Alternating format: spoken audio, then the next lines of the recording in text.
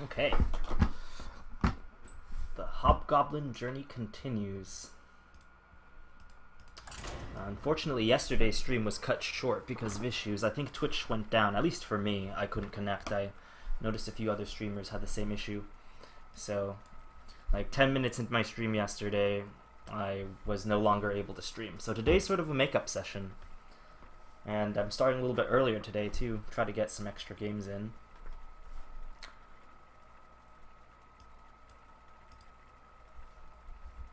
So far this deck has showed a lot of promise, even though it's been against low-level opponents.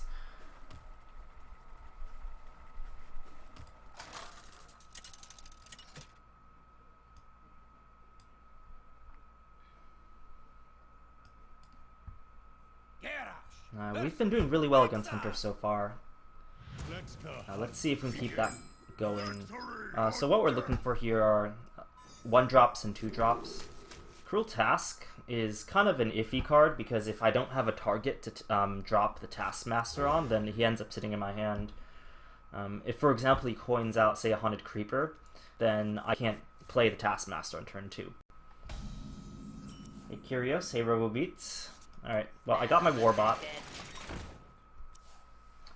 My turn 1 drop, which allows me to contest with a number of things.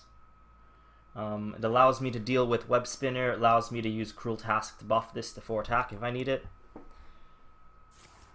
What does he do? What does he do? Okay. So he gets a Mad Scientist out. And we can clear this, but this does leave us open to Explosive Trap. So hopefully he plays a minion to allow me to trade into this, or he does something that tells me what trap this is. But if you look at my situation right now, I can probably dump my cards faster than he can, so I can get Jeeves' value sooner than he does. Like this turn, he just passes, right? So I assume this is Explosive Trap. Now I could sit and not attack, which I think is better because it lets me deal with Animal Companion next turn, although it does open me up to Unleash. He doesn't have the ability to do Knife Juggler Unleash because he already uses Coin for several turns. So I might just play the Warsong Commander and end my turn.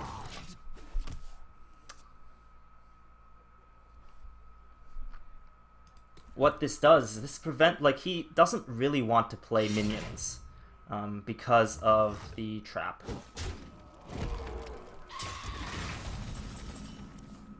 And I think I will... Let's see. I don't want to attack this, so I might just play the Commander and play the Warbot and then pass.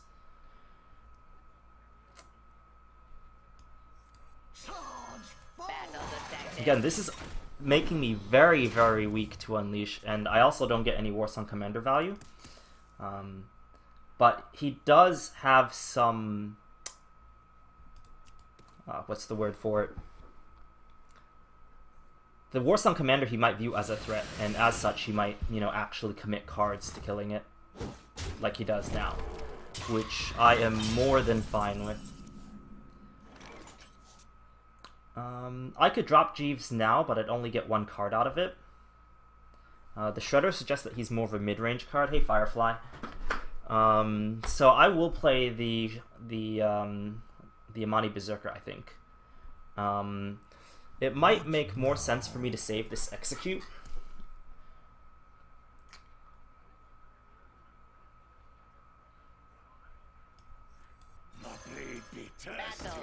But let's see what this is first. It's Freezing Trap. Okay. So I did not fully consider that, which is a mistake on my part. I was so dead set on it being Explosive Trap, and then I forgot that mid-range runs freezing, not explosive. So that was a mistake. But what would I have done differently? Would I have bounced back my Cruel Taskmaster instead? I think I might have wanted that instead of a Warbot. So we're not off to a good start in terms of playing the deck to its full potential. But what we did get him to do is we got him to use his bow while there's a trap in play, so he didn't get additional value.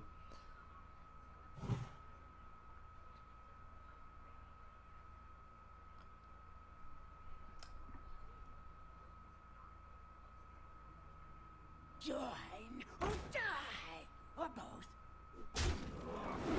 So, we really need a weapon here, I think. Would be the optimal thing for us. You ask and you shall receive. Alright, there's our weapon. You can take out the Cult Master before he gets any additional value out of it.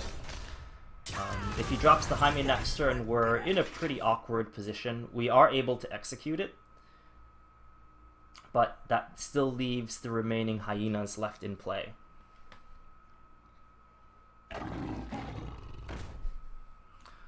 We might actually be better suited to just face tanking this hyena, as our weapon attack isn't going to go anyplace anyways. So let's consider option 1. We attack his face, we execute this. He's left with two twos. And then we play Warbot and we play Fiery War Axe. We might play Warbot first to make it a 2-1. Option 2, we attack the high main, we take 6 damage, and then I think the same as we play Warbot, we play Fire War Axe, and we Hero Power. Alright, I guess that's the play. Since this is more of a mid-range, it's better for us to play more for value than play for life. So we should have picked up on that this was a mid-range hunter a lot faster than we did. And we also could have pushed him a little bit more, because when we thought the trap was an explosive trap, we were just sitting on minions on the board and not attacking, because we didn't want to lose them for free to explosive.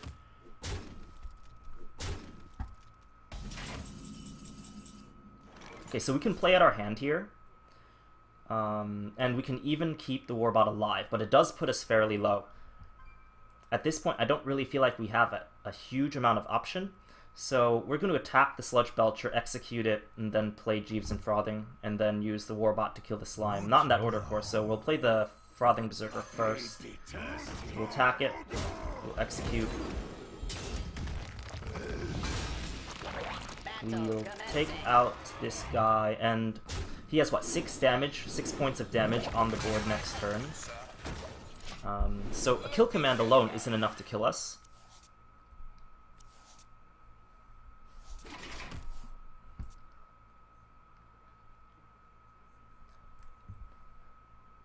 But we're in a very precarious situation.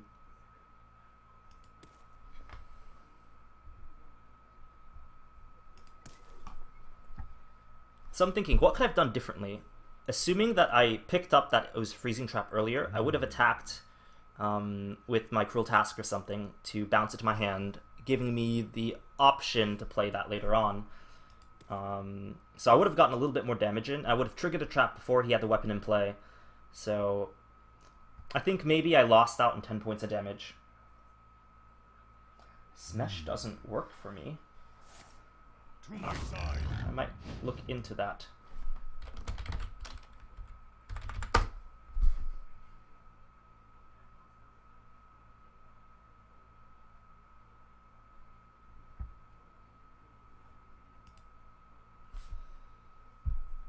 Alright, anyways, what is he deciding? He's deciding whether he wants to go face or he wants to clear here.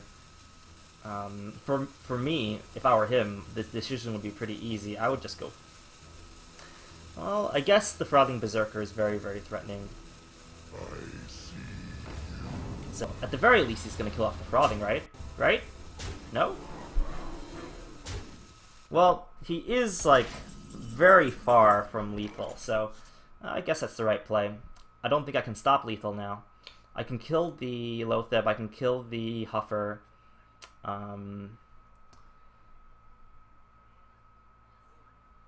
And then Hero Power, so I'm like 2 damage away from being dead. Alright, so I guess we just play out what we got.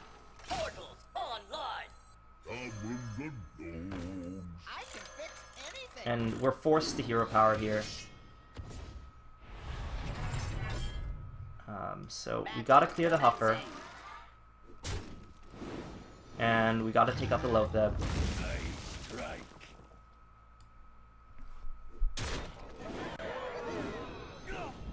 And I guess this goes face. And do we want to clear the Hyena? Because we're going to take the damage from it anyways, and likely we're just dead next turn anyhow. On the off chance that we're not, the 3 damage I don't think is worth it. So I guess we should clear out the Hyena here. But in any case, we're probably dead. Oh, I see. Works in IE, doesn't work in Firefox. Thanks for the report. I'll look into that and get that fixed.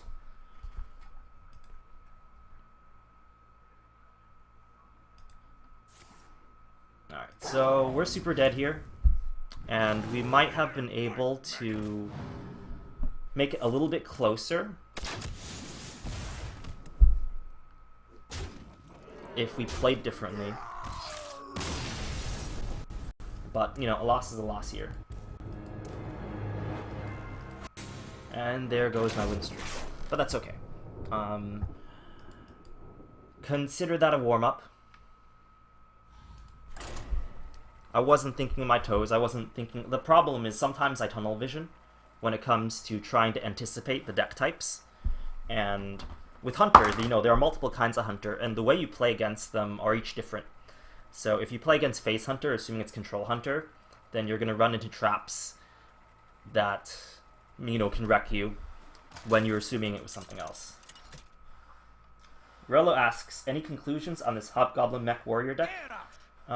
It seems to do very well against Mage, and it very well against Hunter, so far.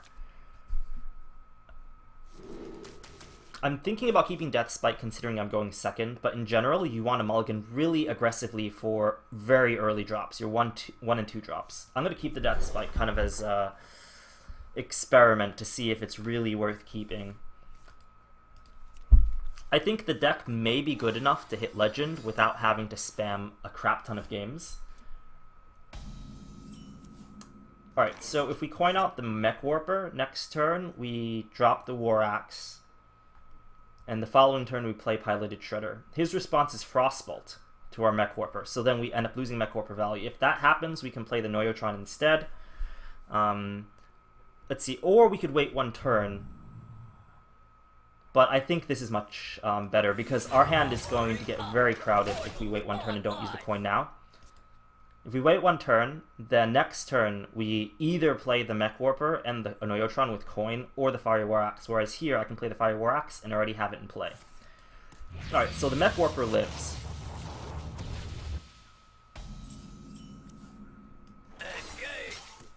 And we're gearing up for Shredder turn next turn.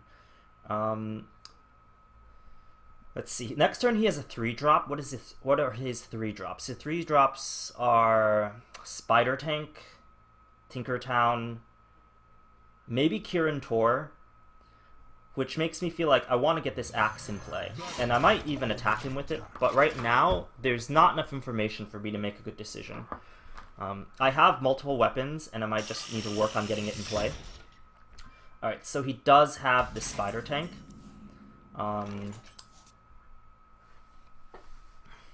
So we'll play the Shredder here, and allow him to trade into the Mech Warper, I think. Or we could play the Noyotron, but I think it's better if we play the Mech Warper, because he still needs to remove the other half of the Mech Warper, and I think I will kill off the Spider Tank here, because Mech Mage relies a lot on having mechs already in play. So that means he can't play Blast Mage this turn for value. He can't play Tinkertown for value unless he also drops a small minion.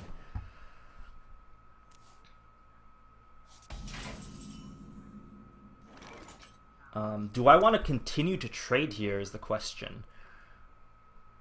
Because I could play a Noyotron and then force him to deal with it instead. He would have to ping the Noyotron. But again, I think the same concept applies. Like, if I leave the Yeti alive, he'll drop Blast Mage, and it could probably ping off the Noyotron. So it's actually better that I kill off the Mechanical Yeti. And then what? Then I'll probably play a 3-drop like Warsong Commander. Let's see what we get first. Alright. It's too bad that, like I said, the Warsong Commander doesn't work with things that spawn. And I might even consider cloaking it to guarantee Warsong Commander value. But it might even be better for Jeeves later. But we'll save... I mean, we'll protect our Warsong Commander. It seems very unlikely that he kills this. He could drop a Frostbolt on it, but, you know, at least this guarantees that I get some charge plays next turn, and that's always fun. I am ready. Alright, so there's that Blast Mage that we've been very, very diligently trying to prevent. Alright, so I think we get some good value by playing the Acolyte of Pain, giving it charge, punching the Clockwork Gnome, and then dropping a weapon and killing the Blast Mage. So we'll drop the Acolyte first. Pain, speak to me. Bring the pain.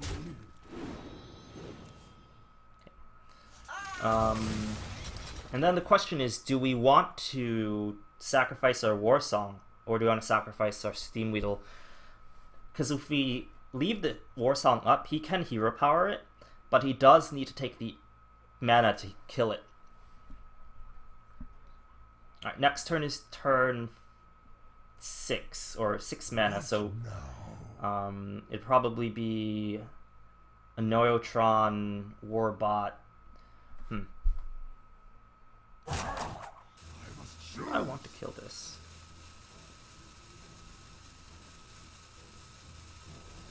Alright, well, I'm going to attack this for sure.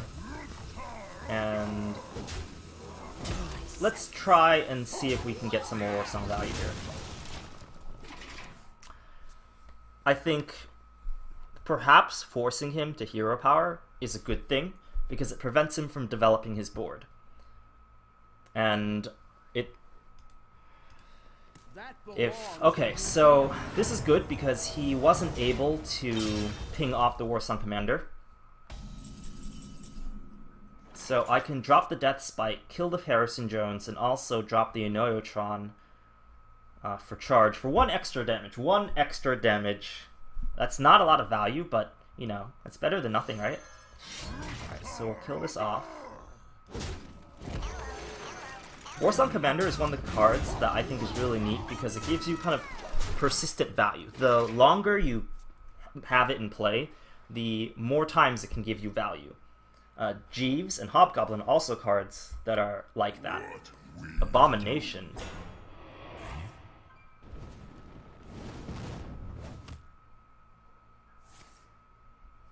And Frostbolt what? Frostbolt me, okay. That's interesting. It's too bad that I'm frozen, but I can get a pretty decent sized Frothing Berserker, I think. Next turn I'll be at 9 after hero powering and after the A-bomb deals its damage to me, so 9 life. That means he can hero power, Fireball, Frostbolt, and I lose. But I can't really stop that. So we'll play the Warbot, we'll play the Frothing Berserker. We'll attack with the Acolyte in case we draw something that's relevant. Warbot is relevant. We'll play the Warbot. Now we trade in. Hero power up. Even though it doesn't matter here, the ordering as far as hero power goes. It's good practice in case you are playing with Shield Slam. And if I were able to attack with my Death Spite, that would have been lethal. Just think about that. Now, having him Frostbolt my face is very random. So, I don't know if that he was specifically trying to prevent me from dealing lethal damage. Maybe he was, but I don't know.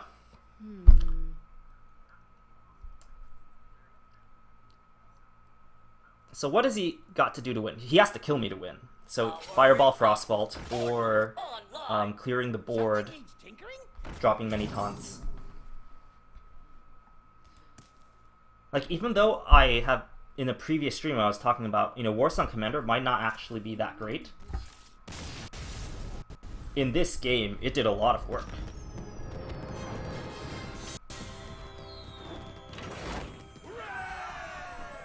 Okay. So that's a pretty fun game.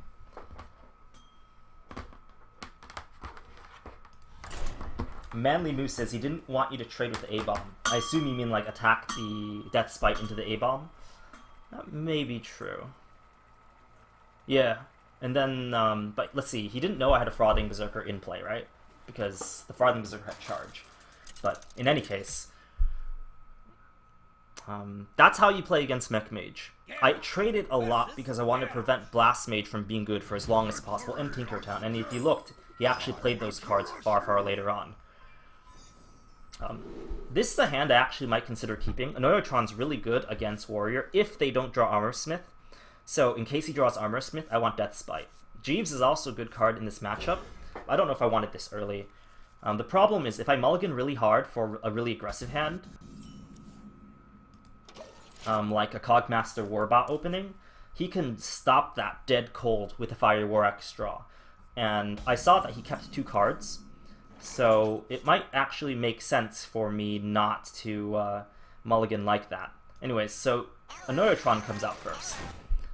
Like I said, the Armor Smith is not a good card for me to deal with because it allows it to ping off the Annoyotron's Divine Shield fairly easily. However, this does protect my later minions, so he coins something out. What does he coin out? Probably Acolyte, try to get some Acolyte value, but I have the War Axe for it. If I didn't draw this War Axe, I might have even done nothing this turn.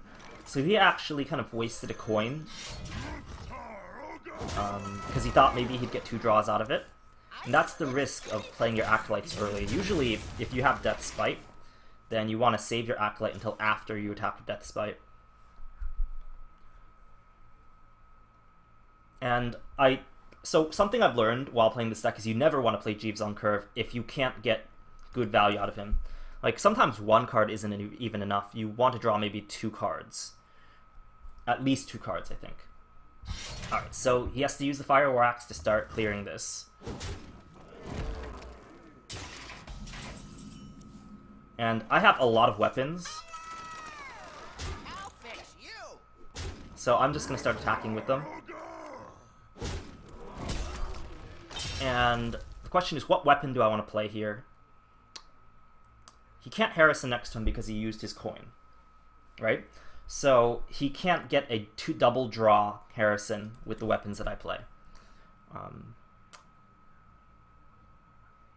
Death Spite fits my curve much better. Alright, let's think about what he can play next turn. He can play Piloted Shredder, in which doesn't really matter which one. I guess War Axe is a little bit better. We'll play War Axe. I want to save the Death Spite in case later on there's a 5 toughness minion. Although, because you need to attack once with this to set that up, it actually makes sense to maybe play the Death Spite first. Okay, so he Shield Slams and weapons. That's pretty good for me, in that he's using Shield Slam like that, but I also lose a lot of tempo because he actually cleared my board. So we play War Song for little to no value here.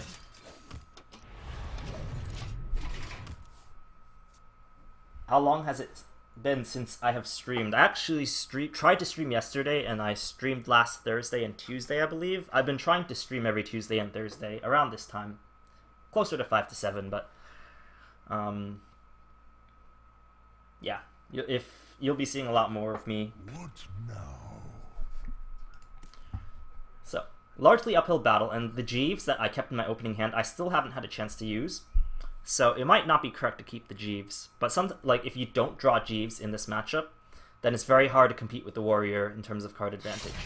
Alright, so he axes away my Warsong Commander. Today is Wednesday. I didn't stream yesterday because... Oh, I tried to stream yesterday. But there's some sort of weird Twitch issue.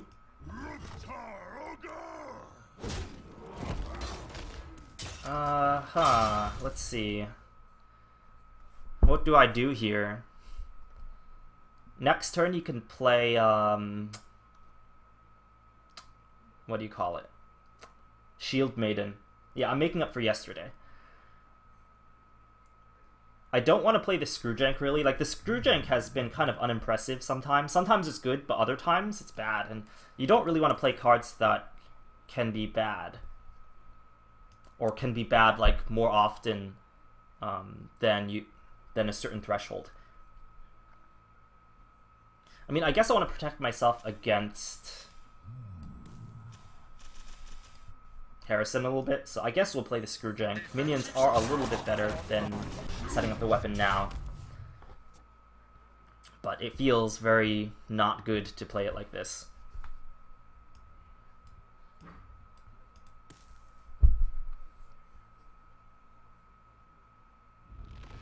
Alright, so he overrides his weapon. I think he understands the threat that he's under because I am a very aggressive deck.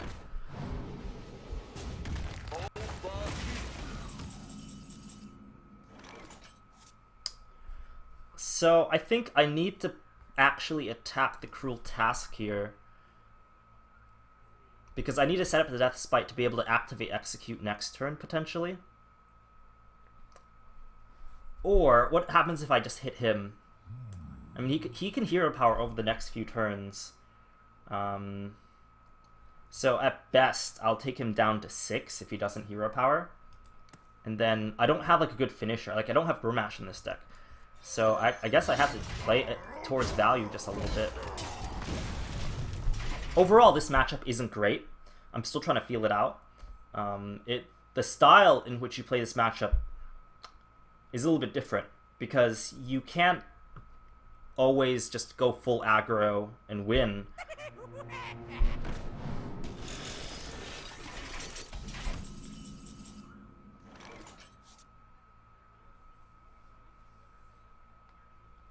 Alright, so let's see. I think Cruel Task into Execute is one play. I could Cruel Task, Execute, and drop the Jeeves, and it'll draw me one card. No, draw me 2 cards. And then, what will he do? He'll clear the board with a combination Death Spite and Boombots. He'll lose the Boombots, but I'd clear the Boombots anyway. I guess, like, drawing 2 cards is good. If I draw into Acolyte, I'll still have the Death Spite, so I'm, like, kind of okay with this play. Not really, but kind of.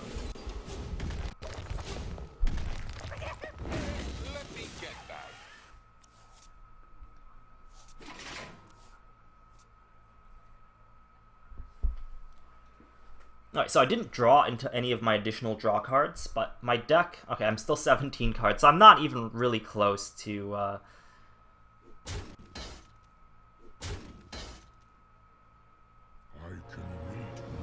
wow. Well, he's got to attack the Jeeves. He can't afford to leave that up.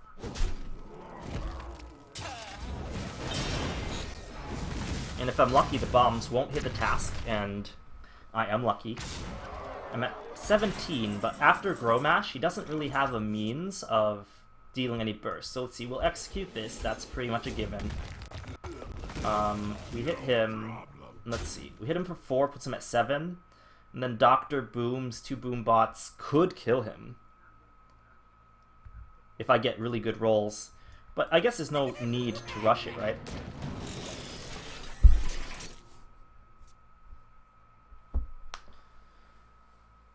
Kirk asks, Razor, would you ever be interested in joining a team and playing Hearthstone more seriously, or do I like playing it more casually? In the past, I did have aspirations to join a team, but I think when it comes down to it, in my current situation, I really enjoy playing Hearthstone on my own schedule. So I think for the moment, I'm just going to be playing it casually.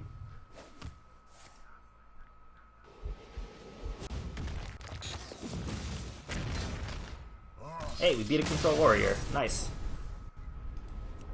So, not impossible. Like, I don't like this matchup, but, you know, we can still win.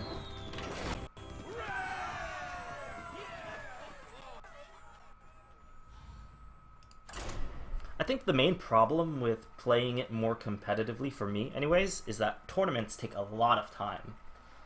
You know, they can take usually the whole day. Sometimes they span over multiple days, and then you need to practice a lot before you play tournaments, or at the very least you need to do preparation. And while I'm able to stream every now and then, I very rarely have a full day's block worth of time to actually play in a tournament. I usually go away for weekends, for example. Okay. Hunter, like I said, it should be a good matchup for us. Noyotron is a decent keep. It might even make sense to get the rest of these to play on curve, but like my whole deck are 1, 2, 3, 4 drops. So if I mulligan these away, it's very likely I could get a 3 and 4 drop easily. But it gives me a chance to get a 1 drop, so I'm going to throw those back. And you see I got my 1 drop. Because of Hobgoblin, that might change what I want to do here. Because if I hold on to Cogmaster and Noyotron, I can play with Hobgoblin later. But let's not do that because it's... you gain a lot of pressure, and the pressure turns into value by playing your early minions against Hunter. And then I could draw into things with 1 attack later on. Get in there and fight, maggot. So we have the option of Fire War Axing this, but I think a Neurotron may be better. He still has a coin option next turn, and he could coin Weapon or coin Animal Companion. Those are the biggest plays. And I'm not really worried about either one, I don't think. I think it's better to develop this Noyotron because it's very likely to get good good value against the Abusive Sergeant.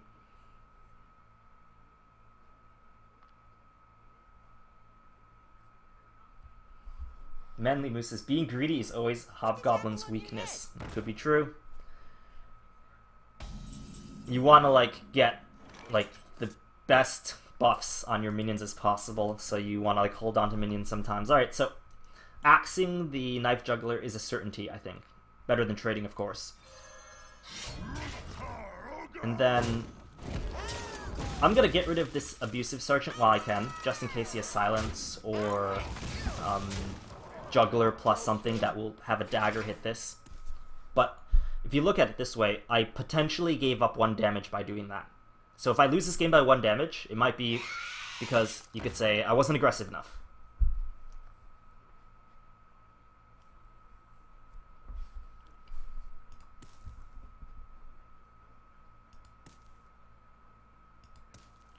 So Hobgoblin combos nicely with Acolyte, but it's hard to play the Hobgoblin solo and get value out of it because, you know, there's so many ways he can die.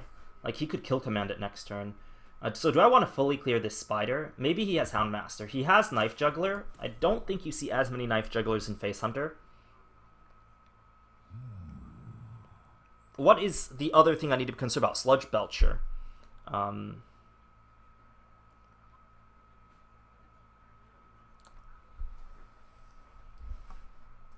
Well, if I play Hobgoblin, he has to deal with the Hobgoblin. Or develop his board. He can't do both. What now? So I think I might actually go for the Hobgoblin play here. Like, even if he kill commands this, that wastes more or less his whole turn.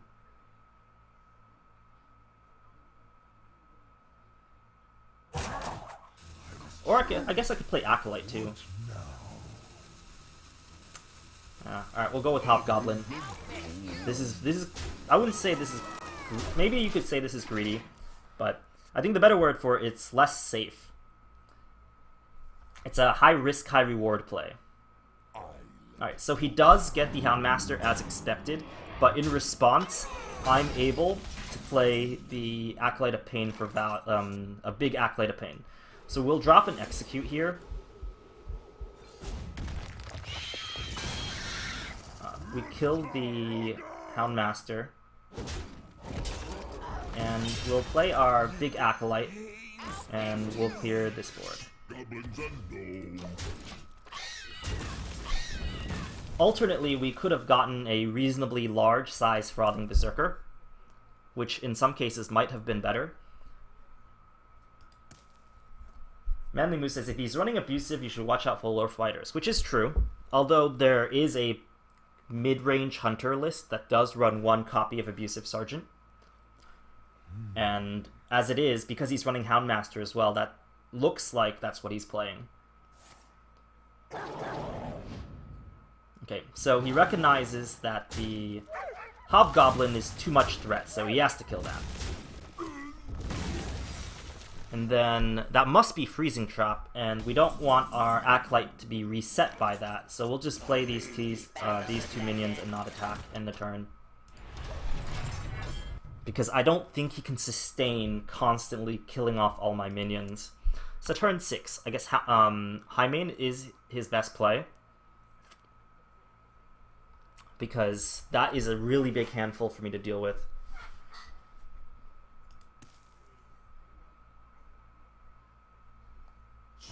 Okay, Sludge Belcher, and what else? So I do need to consider that maybe this is Snake Trap, but it's like 90% chance it's going to be freezing.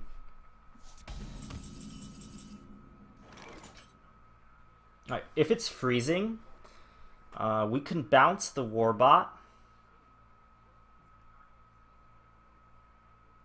and replay it with the Warsong Commander. The Warbot's going to cost 3, so if I draw a card off of the Acolyte that is a 1-cost minion, then I can punch through this. So let's see what it is first. Okay, it's freezing. And I guess we want to draw next. Bring the pain. Jeeves. Because he played Sludge Belcher instead of a Highmane, I think I'm okay executing this. I guess he could play Boom, but he had coin.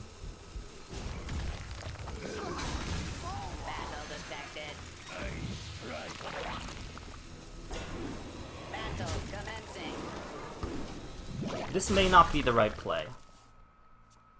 This opens up Frothing to kill command. And then I'm going to be playing Jeeves. Oh, double kill command. Okay, so Jeeves is going to be a very interesting card here. Because we're both going to get really good value out of it. And just a matter of who can outvalue the other person. For me, I think Jeeves will actually hurt me more than it hurts him. But I want to play it just to see what happens.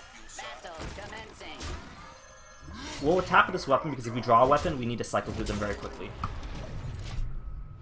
Let me get that. The reason that why this might be okay is because I have the initiative. I have minions on board. I have a weapon in hand. Alright, so that is most assuredly another Freezing Trap.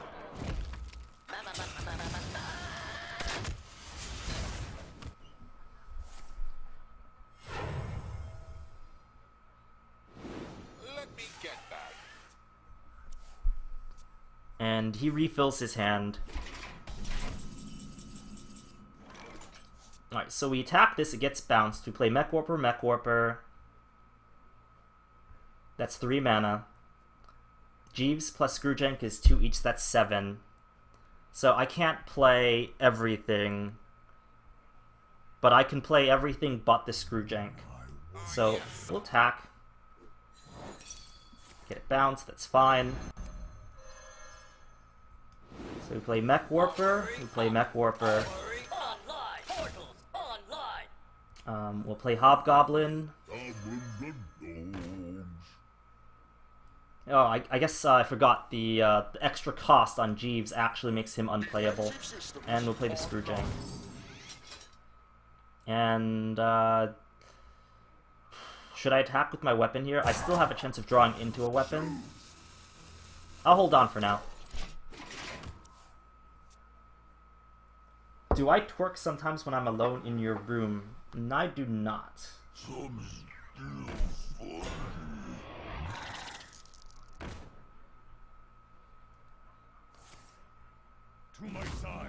So I've basically put him right back in this game.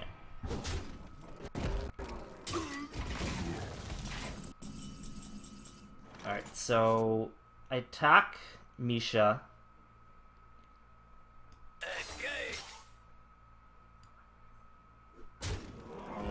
I attack the Sludge Belcher.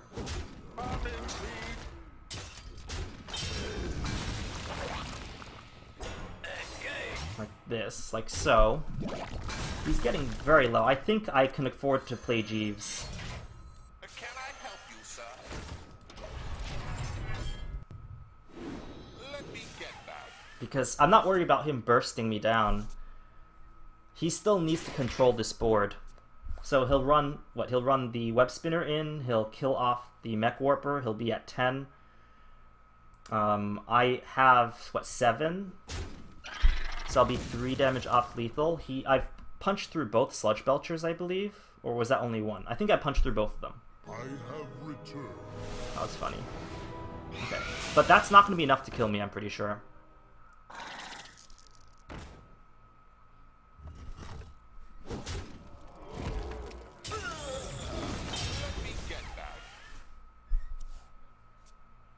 Let's see. What other ways does he... He could have another Houndmaster. Is that lethal? 4 plus 3, 7. 1 damage off lethal.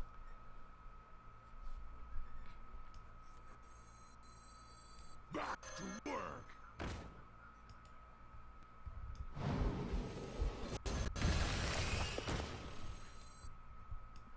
Yes, sir. Running speed. And what does he have? He has 11, 12, 13. So he doesn't have enough to kill me. Let me get that. So we'll just keep cycling through our deck. And so he needs a taunt, and he needs to clear my board. I'll show them. I'll show them all.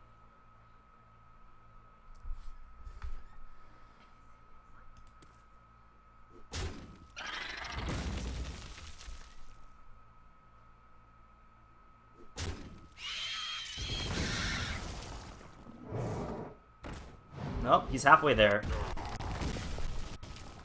Well fought. Oh, got him.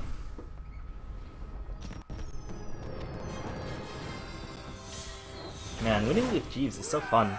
It's like a very high risk, high reward kind of thing, but when you make it work, it feels really good.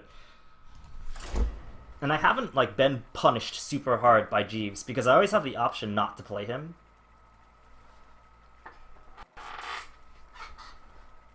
Granted, like a lot of times you can't really afford not to play him when you have like when you're top decking like 1 or 2 cards. But you know, overall, he's been a game winner for me.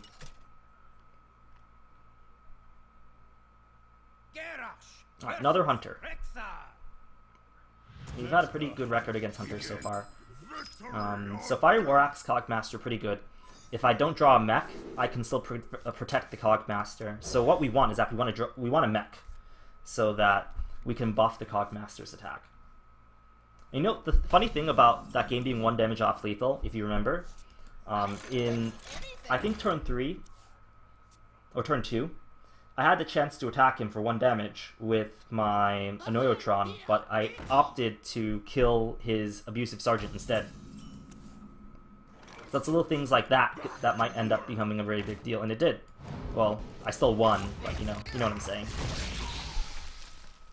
I'm trying to think if maybe I should have considered any other options there. Not like I can't play the Mech Warper because then I lose my Cogmaster to the Leper Gnome. I'll show them all. How exactly do I want to do this? Leper Gnome implies Explosive Trap.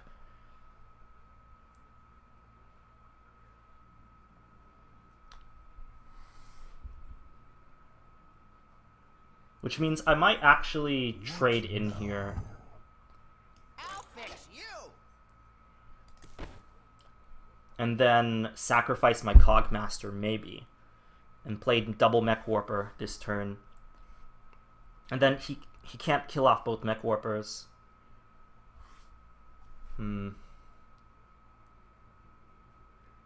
Because Leper Gnome strongly suggests Face Hunter.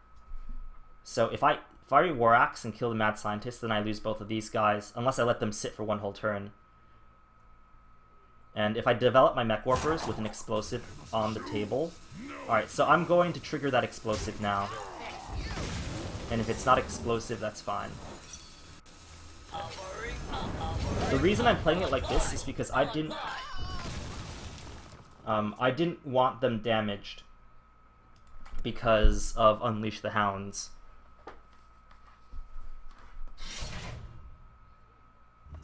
And triggering the explosive trap also prevented him from using the bow to get an extra charge. So overall, I think I stand by my play there. And this, I've developed a lot of tempo here. Ninja Sniper says, the 1 damage off lethal there was indeed because you traded with the Inoyo, but he still thinks it was correct because silence would have been semi-bad. Don't think, unless you know you have lethal in coming turns, it is ever worth to hit face for only 1 instead of being safe in trading. I actually absolutely agree with that, and that's why I did it that way. This deck does not have a lot of means to deal face damage outside of weapons and War Song Commander. I am ready. Alright, can we just race him? It's usually not a good idea against Hunter. Get a big frothing. I might even think about axing the Arcane Golem. That will put us down to 18. He's down to 3 cards, and he needs to deal with the Frothing Berserker. The alternate play is to trade with the Shredder. Saves me the life. I lose out on 4 damage.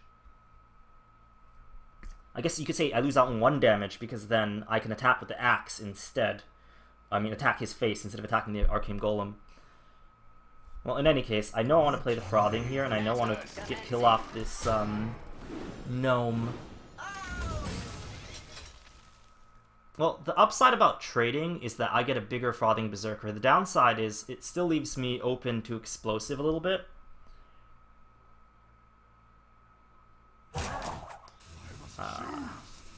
19... Alright, I'm going to kill the Arcane Golem here, I think. I think I can race him.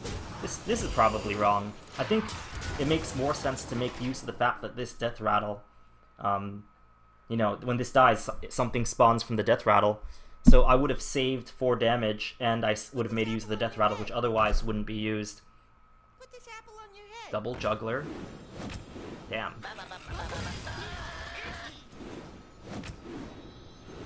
It's a big Frothing, though.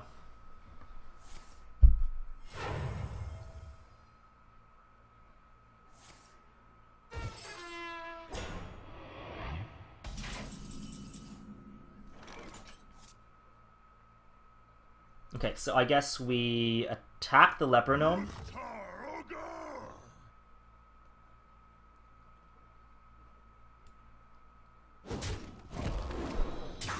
And we must kill at least 1 Knife Juggler, I think, because we don't have enough for lethal.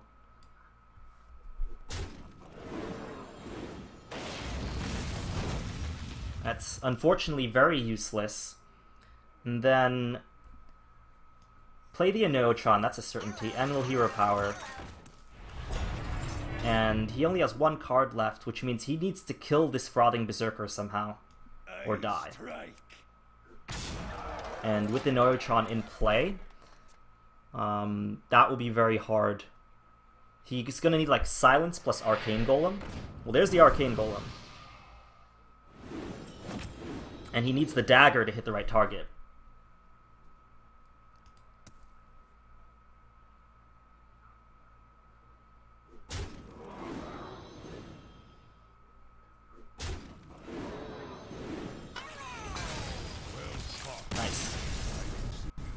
I thought about actually attacking into the Knife Juggler. It's a little bit safer, but it's a lot less exciting.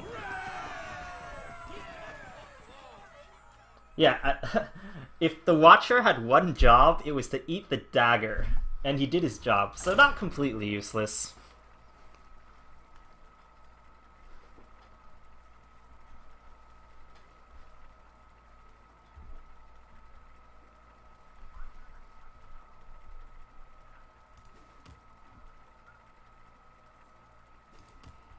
I feel pretty good about this deck, at least navigating through a sea of hunters and mech mages.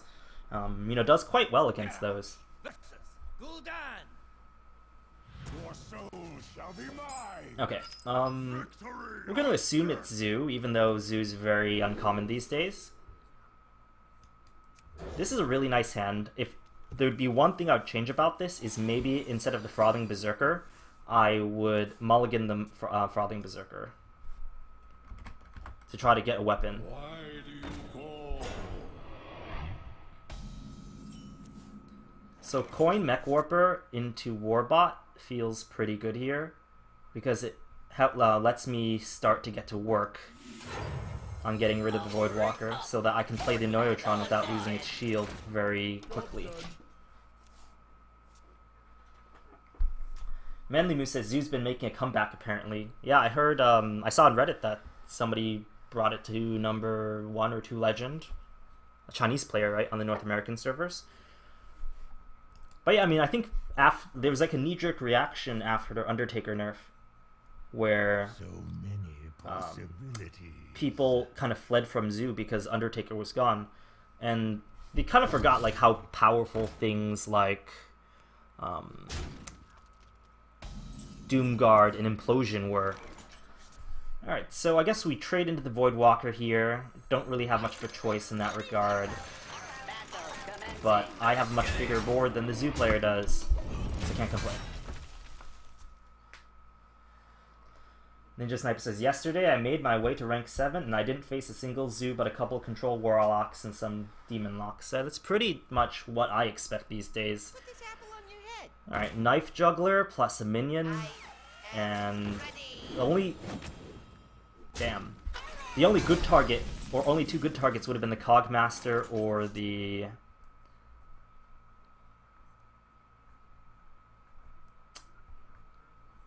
or my face. So, let's see. I have to kill the... I most likely need to kill the Direwolf, and I should probably kill the Clockwork. So, I think I just lose my board here. And then I could play Commander, but the temptation of having a really big Frothing Berserker here is too much to pass up. I think there's no way for me to trade this in a manner where I actually have anything other than the Frothing.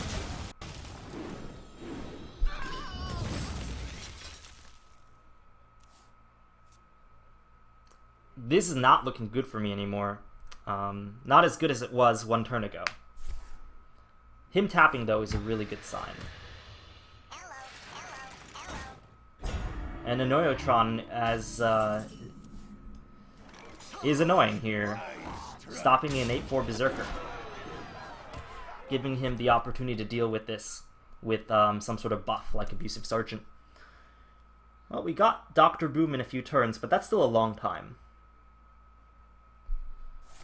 And he implosions, hopefully it's for 2.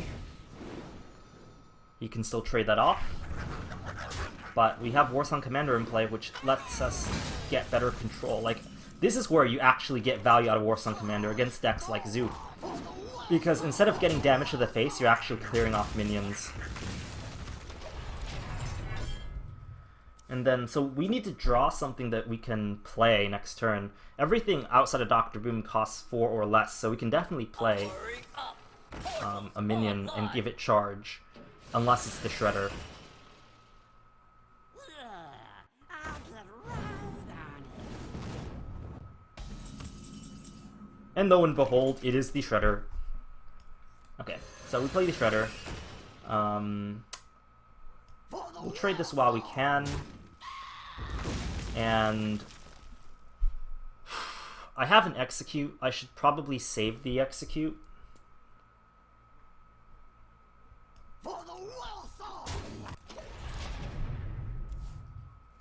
So we have Dr. Boom next turn. This was a little bit underwhelming as a turn. I don't think there were a lot of great draws for me to get. Maybe, I think Frothing Berserker probably would have been one of the better draws. So he silences it. Okay, that's sort of okay. Because he still has to trade the Shredder off. And he gets Mad Scientist, which isn't too scary. Alright, so Dr. Boom should help us stabilize a little bit, but the boom bots on this egg, kind of a liability. Is there any merit at all to not playing Dr. Boom here? I think there is. So if I play Dr. Boom, he runs 3 minions in, and then he runs like the Mad Scientist. And kills a boom bot, and then has a 33% chance of hitting the egg. Whereas if I Fiery War Axe now and kill the Mech Warper, it gets rid of the mech, and it actually makes it more likely for Cogmaster or Dr. Boom to stand. But we'll play Dr. Boom anyways. It's as most people are saying, it might be too good to pass up, but it's worth considering because, you know, you actually clear a lot of power by waiting. Like, it could even execute the Mech Warper, kill the Cogmaster. Because giving him the opportunity or the potential chance to pop this egg is actually really bad for us.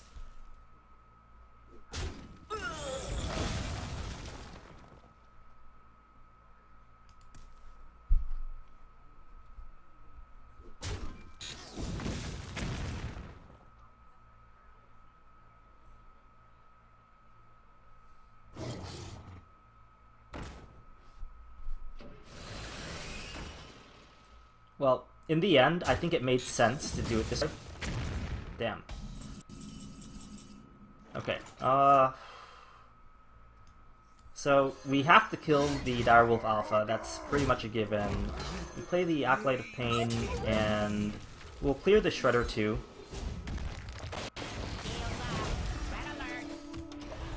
That way, it reduces the so I should have executed first, but it reduces the likelihood of him being able to kill the Acolyte of Pain in one shot. So Dr. Boom is my biggest card in this deck, and top decking is actually... This deck is really bad at top decking, so I'm very likely to lose this game, unless of course he kills himself first. Like, if that's a Doomguard, I should just concede now. Because I did just burn and execute on a Shredder. Alright, so there is hope for us yet. We'd rather deny him the spare part. Like, don't give him the spare part sooner than we need to. Alright, Shredder is a good draw. Like, if we actually go all face, we could kill him a couple turns. Maybe. But I don't think that's right either. And I think I might actually hold on to my weapon here, because whatever I draw, I can play with the Fiery War Axe. But I do get a draw from the Acolyte of Pain, so 2 draws. 2 draws. If it's both 4 drops, then I can still play everything, but then I can't hero power. The alternate is, like, is Death's Bite going to be that much more useful? No, I'm going to play this now.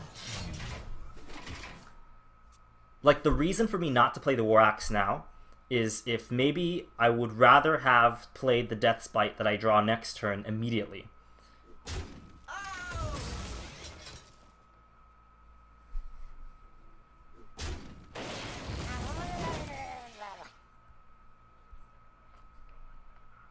And if he's able to pop the egg, then that's a strong reason to actually not play the Fiery War Axe. Okay. I'm surprised he's not tapping.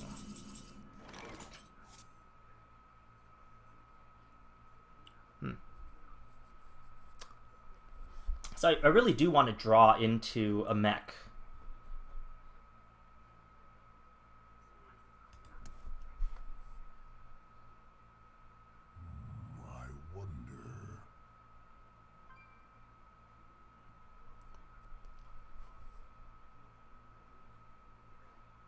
But it's hard for me to actually get good value on this board. I guess I'll attack into the Harvest Golem first to see what I draw. Frothing Berserker. Alright, so I guess I actually won't be able to get Screwjank Clanker value here. And I will trade this away. Make it more difficult for him to clear the Frothing Berserker. And then I'll go face here since trading there doesn't actually make it more difficult for him. Slammo says he's afraid of Growmash. It's true. I don't run Growmash though, so, you know, that's his mistake.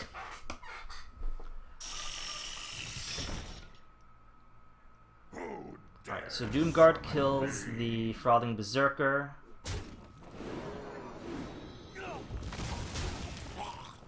I'm 2 damage off lethal. 2 damage off lethal. Ah!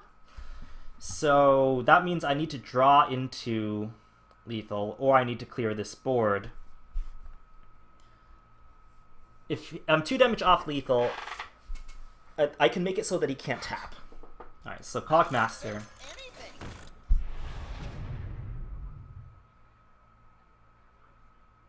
And then what will happen? Doomguard, trade. So like basically weapon is my only way to win. Drawing weapon. Whereas what if I clear the damaged golem?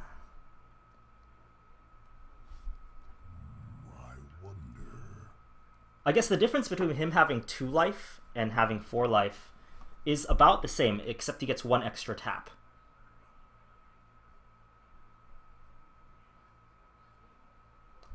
So if I clear the Harvest Golem, that means he runs the Spider Tank in, Doomguard in, gets 1 tap. Alright, we'll do it this way, I think.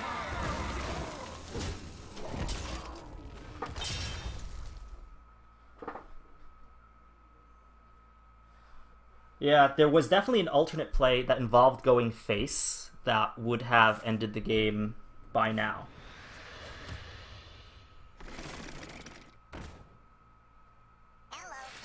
Alright, a Nootron effectively makes it so that it's really, really difficult to win.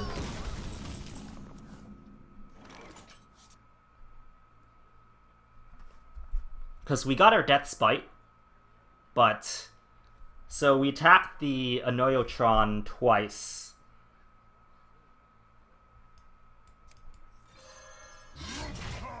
It's unfortunate.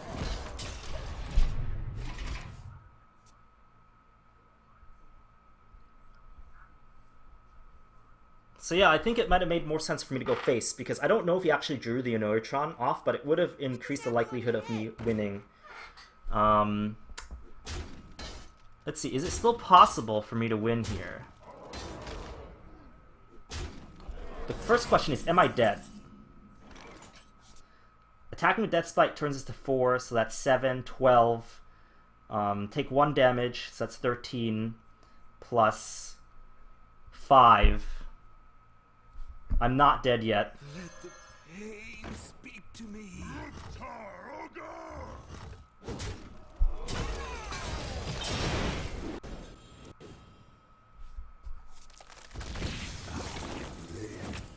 It's too bad that didn't actually hit my guy.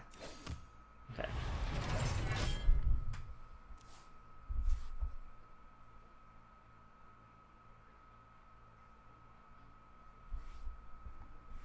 So let's see, I have only Death Spite wins. Maybe he has the win. He needs 2 damage. I have 2 draws. Let's see, I have no more Warsong Commander, so only Death Spite will win right now. So you could say that I misplayed this game, and that's fine, but if I lost because I misplayed this game, it means that this deck actually should be able to beat the, yes, extra draw. That was a mistake. But that still might not be enough. Oh, looks like I got away with one.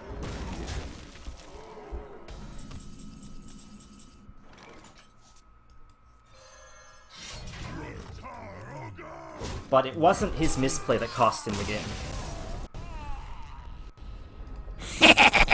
Time to pay!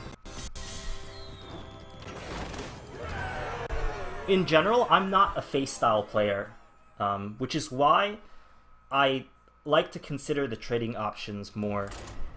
Of all my classes, I think Hunter is the only one where I'm not level 60. And this deck might actually need more of a face mentality when the time is right. Yeah, 0-10 BM. I was just happy that I drew. I didn't want to rub it in his face.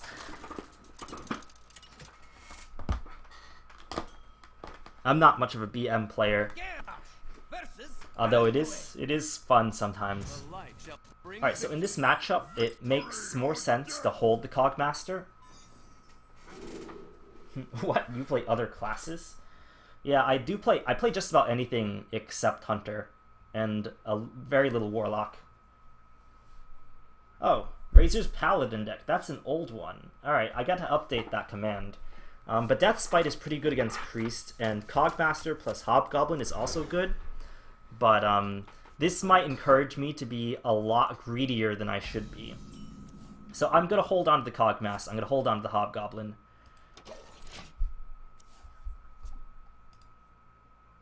Let's see. I do have a deck list somewhere that I will post in chat in a second. Is someone injured?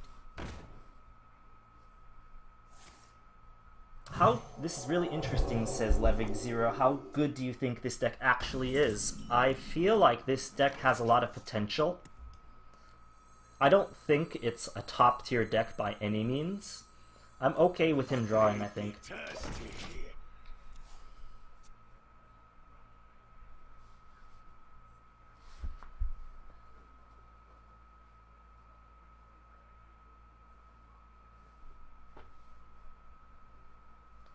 Ninja Sniper's talking about the situation with 9 damage from weapons with Shredder on board face was probably better play, he says. I would agree with that, I think. In retrospect, or not in retrospect, even if I look back without knowing the outcome of what was going to happen, yeah, I think it was probably a better play. Close it out instead of just perpetually trying to control the game. Alright, so we're going to kill this. We don't need to drop the Death Spite, but we can play the Death Spite as a means to set up for big damage. He does have a coin Sludge Belcher option next turn, in which using Death Spite now might make more sense. Alternately, I could just ignore the Northshire Cleric, which is actually very attractive here. Because then I can develop Hobgoblin plus Cogmaster. How can he punish me for this? He could Shadow Madness, and I would get pretty wrecked. I think I can afford to play a slower game against the Priest. Alright, so the question is, which weapon do I want to use? Fiery War Axe conserves the weapon, but how do I deal with Sludge Belcher otherwise?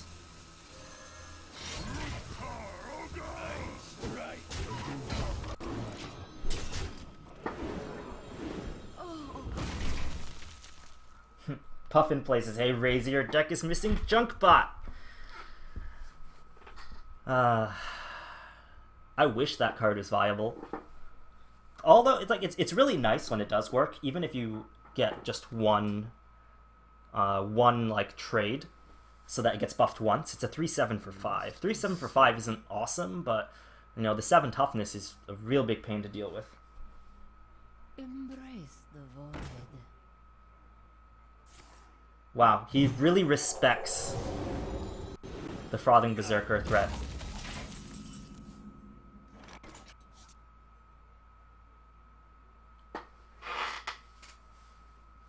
So I have a lot of weapons, and in this particular case, I kind of wish that I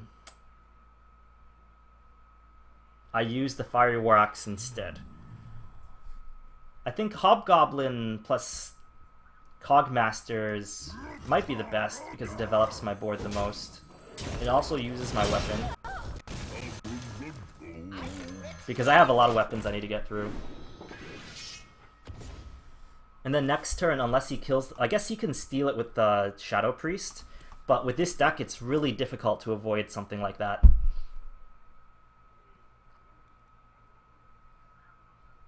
And our response is we can Fiery War Axe. Alright, so let's see. We play the MechWarrior buffs this. That is quite nice. Let's just take the Sludge Belcher out.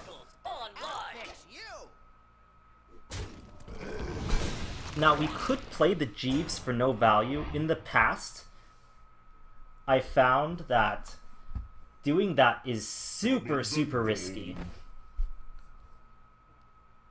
if he has a way to kill it. But the Jeeves is going to be a 3/6, which means he needs a Shadow Word Pain. I don't think he has a good way to kill it. So I'm actually going to take that risk, I believe. Or no, maybe I should just play the War Axe. The thing is, he didn't have a way to get rid of my Hobgoblin last turn. But I will get it damaged, so if that's the case, it might make sense to actually kill this so that you can't kill it with Nova.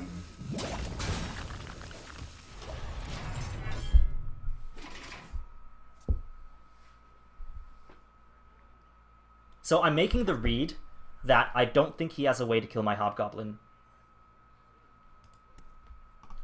Because last turn, Sludge Belcher was his best option. If he does have a way to kill it, it's a somewhat awkward way to actually kill it. This way I can guarantee myself more value from Jeeves since he has a lot more cards and I'm running low, so it's not going to be a symmetrical effect. Manly Moose is talking about a junk bot do okay in a really aggro Soul of the Forest Hobgoblin Druid. You know, I actually ran a... It didn't run Hobgoblin, but I did run... I think the Gnomish Experimenter, was it? Dr. Boom.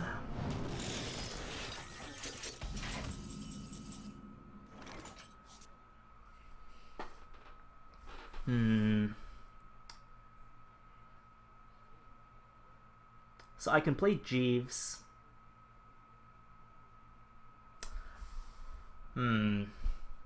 For 3 cards.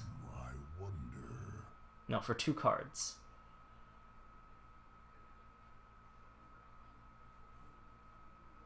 I guess I'm not going to get a really big fraud on this turn. So maybe run Cogmaster in, axe it. Play the Jeeves, play the Cruel Task, then trade. I'll fix you.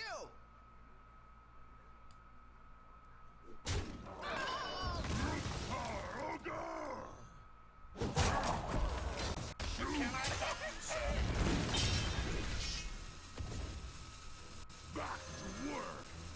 Oops, should have attacked first. It's a minor misplay. It might cost me.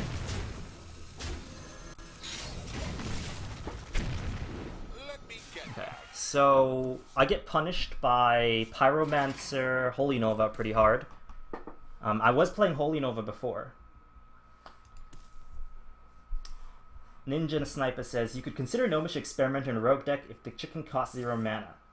Unfortunately, the chicken costs 1 mana, as I have learned. Hobgoblin lives, and I did successfully play around Holy Nova earlier.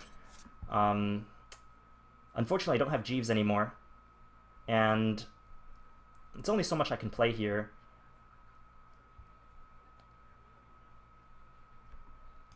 So I'll play a Neutron, I think.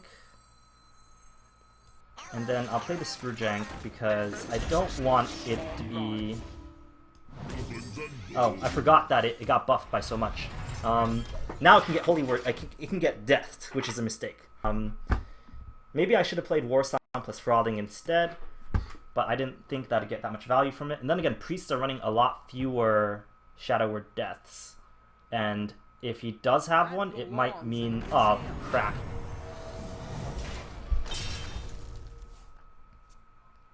So he could have one less card. That's really bad for me. Death Spite's really good for me. Let's see.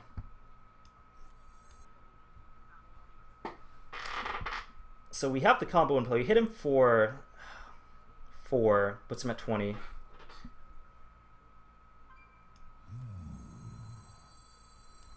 Or maybe we just ignore the Harrison.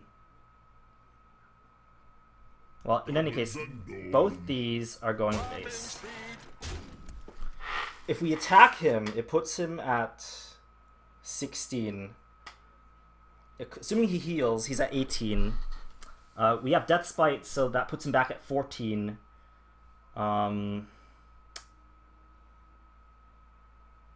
And then the Warsong Commander combo isn't going to be enough. I can't go face. I don't think I can. I need to control the game just a little bit longer. And then I probably should have played Warsong or Frothing, but I want to like keep it for the combo for absolute certain. But he does have a lot of cards, so he should have 1 less card and he should have 3 less life if I attacked with the weapon. Let me change your mind. Is someone injured?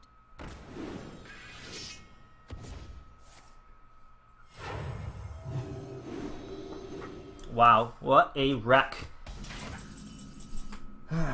Alright, so let's look at this. Did we have lethal last turn if we had hit him instead of the Harrison Jones? I don't know. In any case, we play 3 minions, that puts 7 on board. So the weapon is worth 11 damage.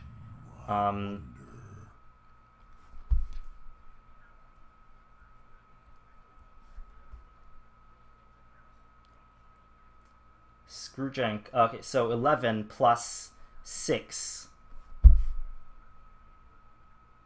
So that's 17. So I guess I still need to clear a little bit.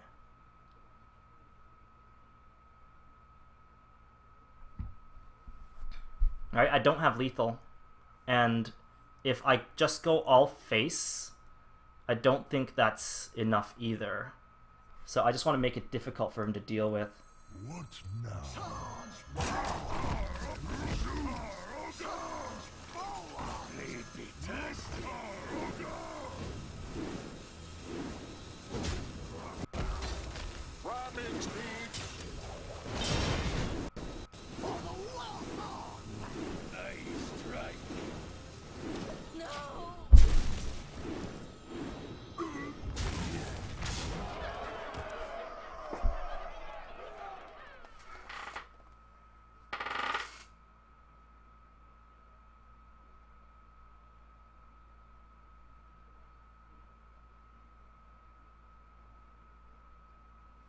There are a lot of ways I think I could have won this game again. The plays are there, I'm just not making all of them. He's down to death, so I don't think he has a second death for the Frothing, but he can trade straight up. And if he's healing the Northshire, it means that he does have a way to clear. Which means I don't think any card will save me. Because this is a circle.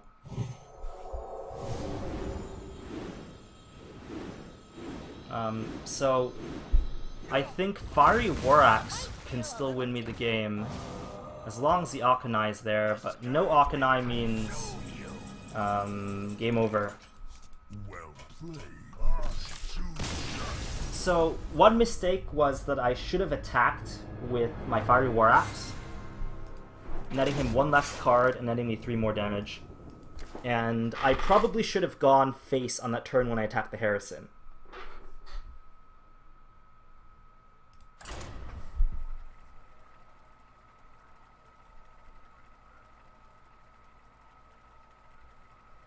Did I have lethal? 4 wasted on the Cabal, 2 wasted on the Hobgoblin.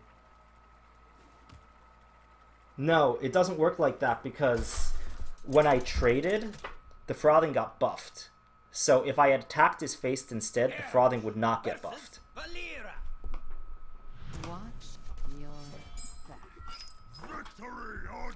But there are a lot of ways to cheat extra damage with this deck, and it's easy to overlook things, so I'm glad that you guys are helping me spot check some of these things. Oops.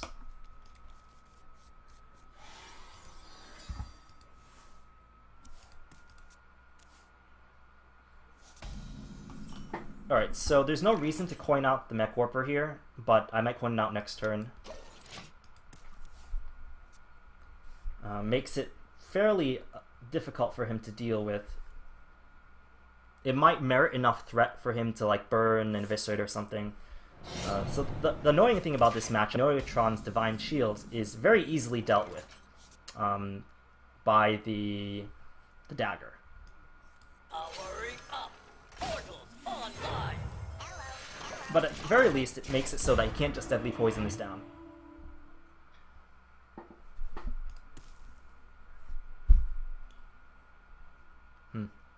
I feel like most of the games I lost today, I definitely could have done something different. And even the game I won, just barely, you know, I could have closed it out better. Greetings, Traveler. Tenrod Fenris. I'm quite bad at doing these names, so I apologize if I don't read all of them. Okay. I would like to say Frothing with Warsong Commander, but I don't think I can afford to do that. What I have to watch out for here is a Flurry. If I play Warsong Commander here, it does give him a decent Flurry play, whereas the Frothing is a little bit more resilient. On the flip side, it will probably incite him to burn and eviscerate on this, so I'm not going to get a lot of Frothing Berserker value here. I think in this matchup, this becomes very much like a face-oriented matchup. They do have a little bit of healing, but because the rogue's weapon causes him to take damage, he ends up getting low a lot faster than some of the other matchups.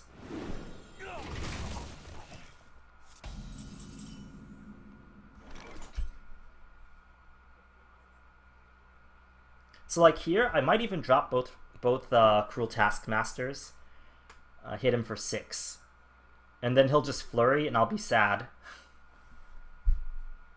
So maybe I'll just drop 1. And the next turn I'll Warsong plus Task. And I'll even drop Weapon. I need to set up for Jeeves. And do I want to attack here? Like, how much longer am I actually going to play board control? I don't have anywhere close to lethal, so attacking him in the face might not make sense. But with Jeeves coming up, I might need to actually cycle through the weapons a little bit faster. Look at my deck tracker is freaking out a little bit. Let me fix that.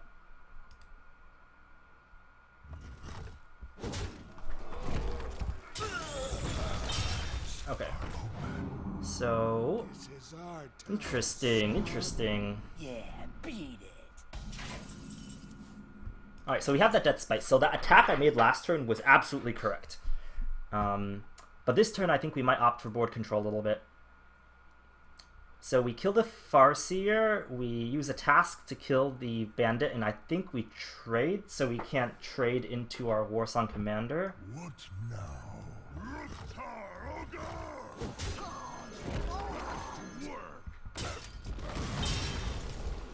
Alternately, I don't want to be making trades for him, especially when he's getting this low.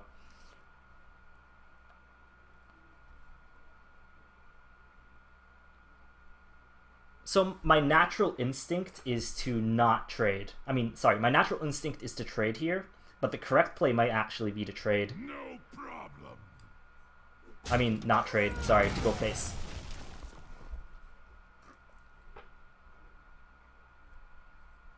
So that would have put him at 13. Death Spite would have put him at a virtual 5.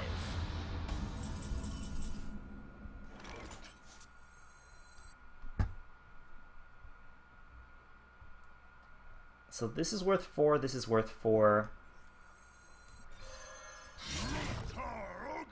Like again, I could trade here.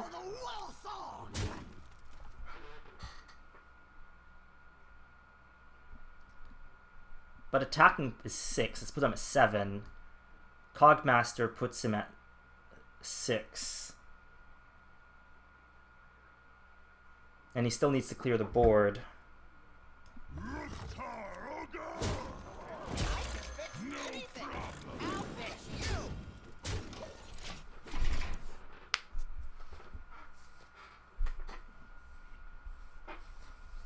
you. I feel like I should have killed the Lotheb.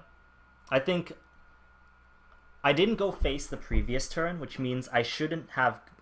Like, I need to be more consistent with my plays in that, like, the previous turn I didn't go face because I thought I needed trade. In this turn I went face.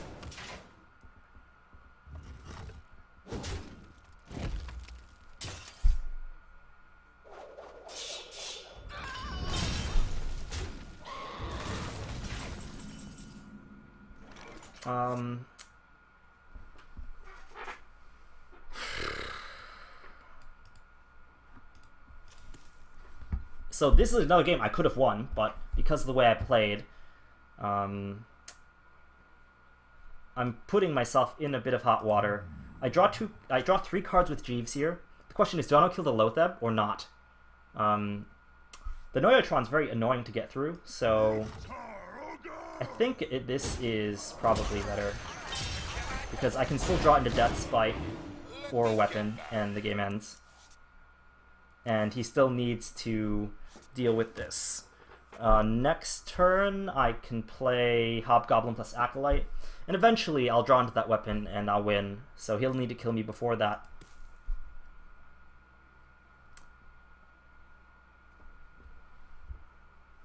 But yeah, I always, like, that 2 damage I missed by trading the Krill was also big.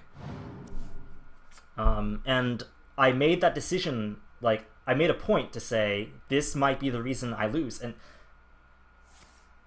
almost every time in all our games so far,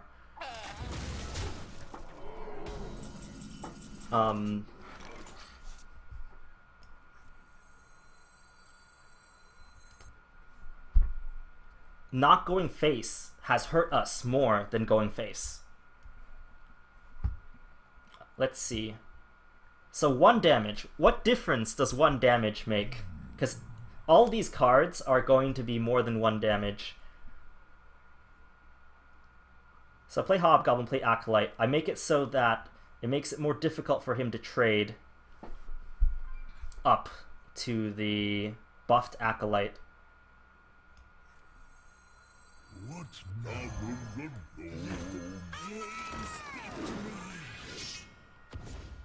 Because I have a lot of draws that just win me the game. So I don't think that 1 damage is going to make a difference.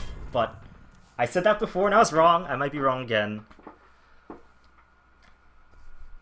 But, like, for example, this Acolyte becomes sort of what you might call, like, a sap target, probably. But let's see. Warsong Commander, Death Spite, and Fire Wax win me game. And I can use Jeeves and dump my hand to get several draws. So trading the 5-1 there is definitely correct, I feel, because there's no difference between 2 life and 1 life. But earlier on, you know, there are some other mistakes.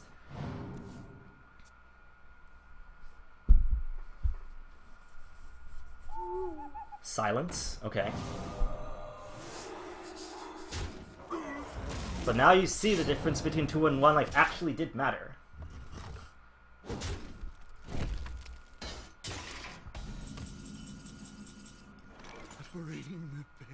Alright, so I suppose 2 cards with Jeeves, is that enough?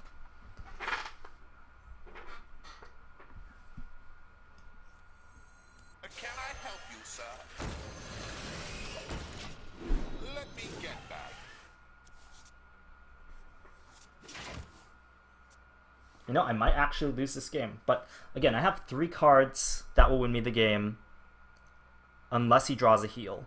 And he needs to continually trade into my board. And he can't use his weapon to attack a minion. So he needs a spell because he doesn't have enough to kill all of this. I'll probably trade like the Drake into the Shredder, another Drake into the Jeeves, use something to kill the Acolyte of Pain, then he still needs to kill the thing that spawns from the Shredder. Like I said, I have 3 draws that win me the game, and out of 12 cards, I still have Acolyte, which will cycle me a card in 1 turn. Alright, so let's see if he has a flurry here. Ouch. Okay, so I might actually be dead. And I get the worst card. But he kills it anyways! I guess he's so afraid of silence, right? Powering up. Portals online. That made no sense to me whatsoever. Like, unless he has guaranteed lethal this turn, killing the Ancient Watcher makes no sense.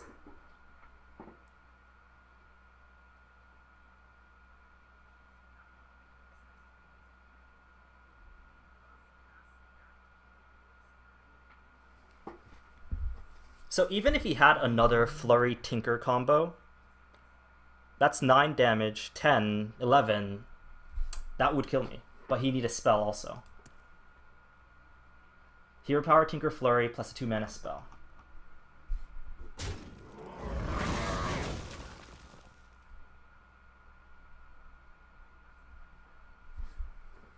You know, I think back to that turn when he silenced my Acolyte of Pain, when we were saying how 1 damage is going to be the same as 2 damage, or 1 life is the same as 2 life, so you might as well leave him at 2 life. Ended up mattering, but, you know, you can't always predict those things. You have to make your best estimate of what is more likely.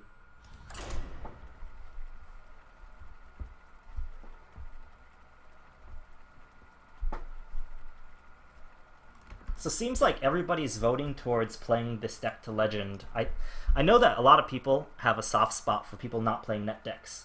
A lot of, you know, more homebrew version of decks, you want to see them be successful, and, you know, I feel the same way. Which is why in the previous seasons I developed what ended up being called MechWarrior, that some of you may know. Your soul shall be mine. Victory or death. Okay. Going first, I don't like Death Spite, it's a little bit too slow, so we'll mulligan really hard for Fiery War Axe and our 1-drops and 2-drops. But yeah, like, so this is perfect. We got our Fiery War Axe, and I guess a 1-drop would be even better.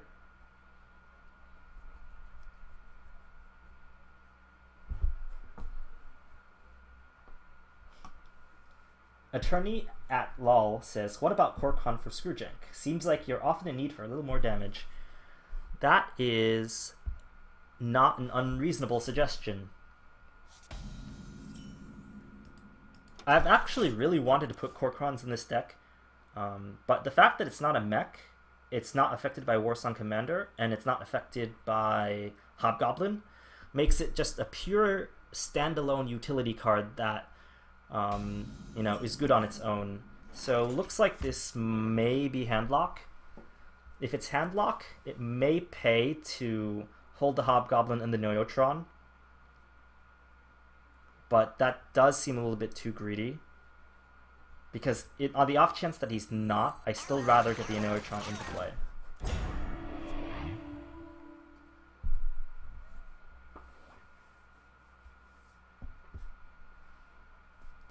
But yeah, as I was saying, like, MechWarrior was basically a product of love, because way back in the beta, I developed, or I made a competitive version of the Molten Giant combo deck, which kind of spurred the Warrior Revolution. But then Warsong Commander got nerfed, and I was very sad, and I wanted to make Warsong Commander in a viable deck. So that's how MechWarrior was born. After Naxxramas came out, I got the cards I needed to make it a competitive deck. I was able to hit top 50 with it multiple times, which is great. Let's see. If I play Hobgoblin, that makes it so that he needs Dark Bomb it. If he doesn't have Dark Bomb, then I get to play Acolyte. I get to follow it up with Acolyte. He could also coin Hellfire. What now?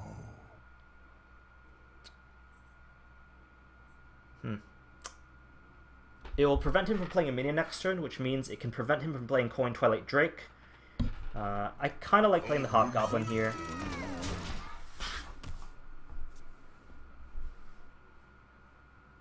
Ninja Sniper said, I'd played Axe. If it's handlock, you have a weapon for later. If it's Zoo, you have a weapon to trade.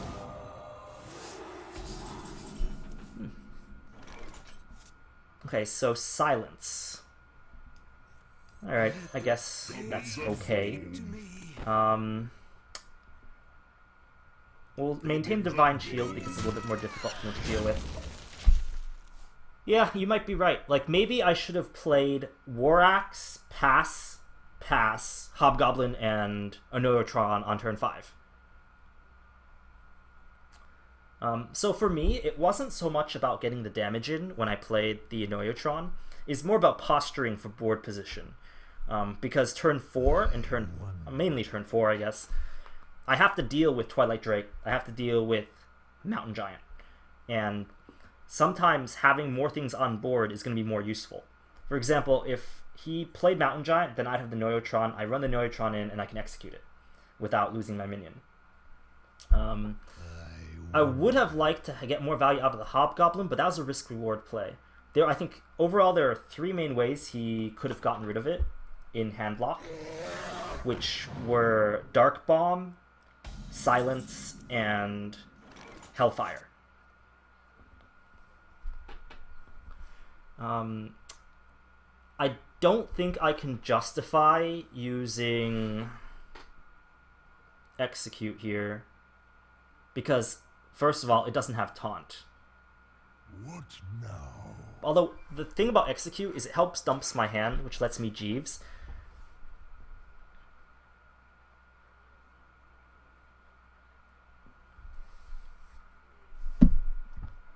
But let's say I play Screwjunk, right? And then I execute this by trading the Hobgoblin in, or maybe even trading the Acolyte of Pain in. I'm at 3 cards. Next turn, I can weapon Jeeves, and I'll have 1 card plus the card I draw. But I want more Jeeves value than that. So Execute isn't going to actually get me that great of Jeeves value. We'll be very patient with our Executes here, because we'll need it for the finishing blow. I think I can deal with this Drake relatively efficiently unless he has a really efficient way to clear my board. If you say like Coin Siphons gets rid of the Anoyotron, then I'll be sad.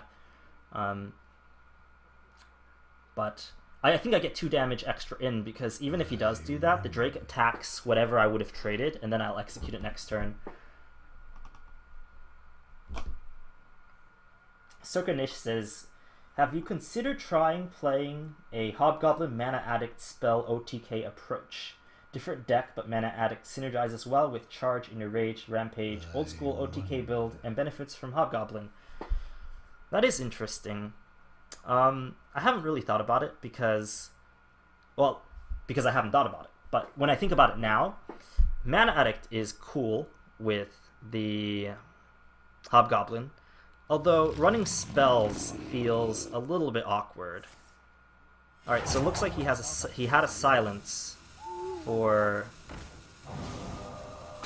my Anoyotron, which is extremely annoying.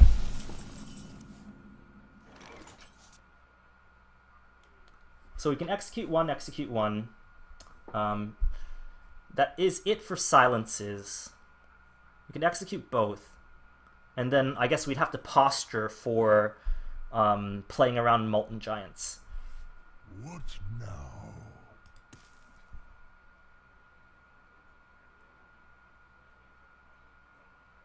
So if we double execute, we have 4 mana left.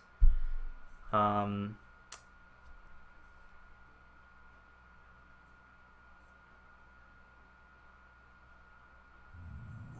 wonder.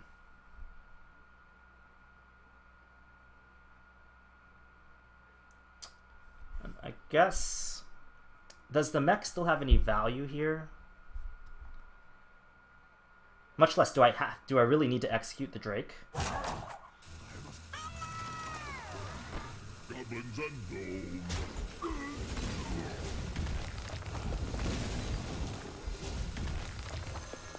Powering up. Portals online.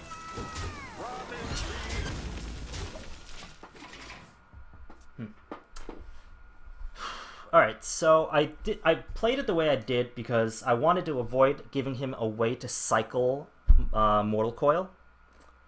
And I wanted to set up my board as best as I can so I can get Jeeves' value in a future turn, either next turn or the turn after. So many possibilities.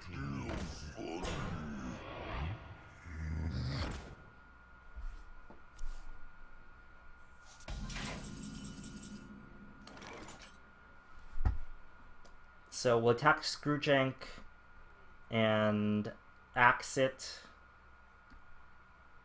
Use the Mech Warper, punch the slime, hit him, play Acolyte plus Jeeves, draw 2 cards. Hopefully we draw into Deathspite and Warsong Commander. Ramming speed.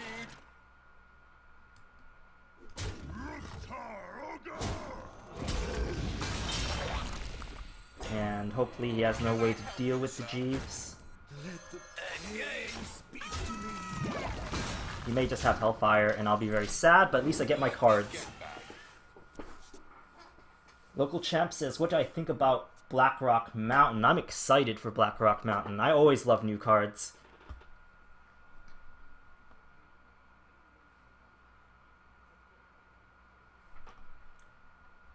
So, speaking of Blackrock, do you think new cards shown will help Warrior OTK or anything of the like? Well, the Axe Flinger does have some cute potential. I kind of wish that it was a little bit bigger. It's a 2/5 right now. I would have liked it better if it was a 3/5, but maybe that would be too good. The way I look at the Axe Flinger is it feels like an overcosted Nightblade with some upside.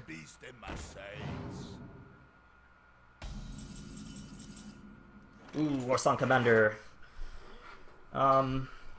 Let's see. Next turn I have double Frothing Warsong Commander. So, let's say he drops double Moltons.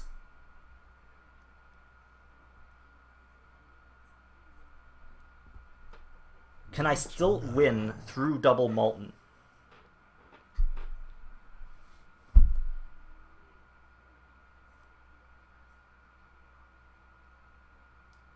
That's 16 points of damage, and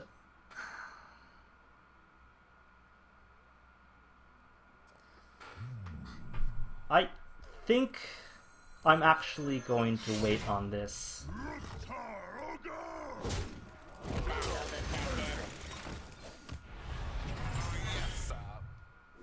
I cannot afford double Molten.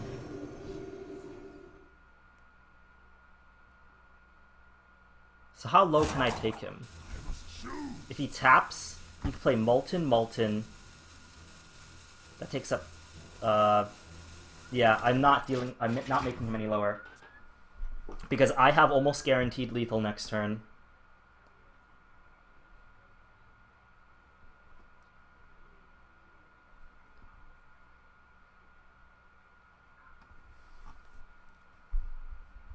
I think his only turn that only way that he can win is he has to drop a heal and he has to clear my board. I don't think he can drop enough taunts to stay alive. And this is why I love Warsong Commander in this deck. It allows me to really like maneuver more where I don't need to commit everything onto the board. I have the option of holding things onto my hand and then charging them out. Shields up.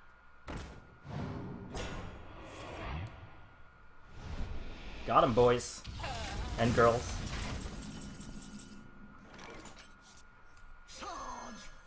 Warsong, Frothing. Frothing. Attack.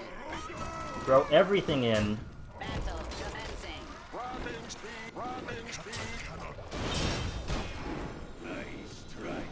Hit him super hard.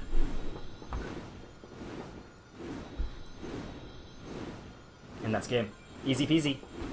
That's why Warsong Commander is good in this deck, right? The plays. The plays.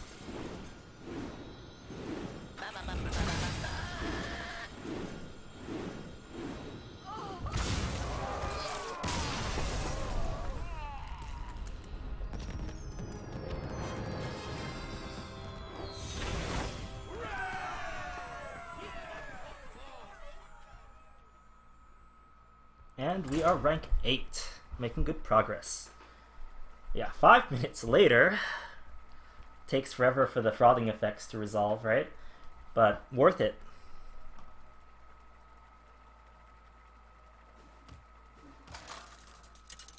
$34 damage, 34 burst, 34 points of burst damage is kind of insane. Yeah, seriously, right? Not many decks can still do that. And that's why I love playing with Warsong Commander. Okay, so Cogmaster Neutron seems like a decent start. And then we can coin in Piloted Shredder, might keep it. Because Piloted Shredder is the best 4-drop that we have.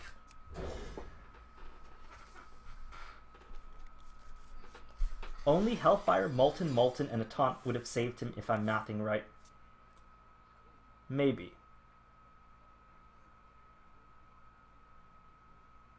Very possibly, actually.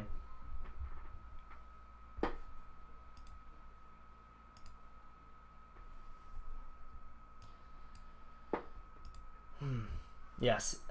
So 69 all night says, I want to see more of this deck. I wonder if that's OP or just rare. I wouldn't say that it's super common, but every 10 games or so, I can unleash a combo like that and win a game that would otherwise be difficult to win.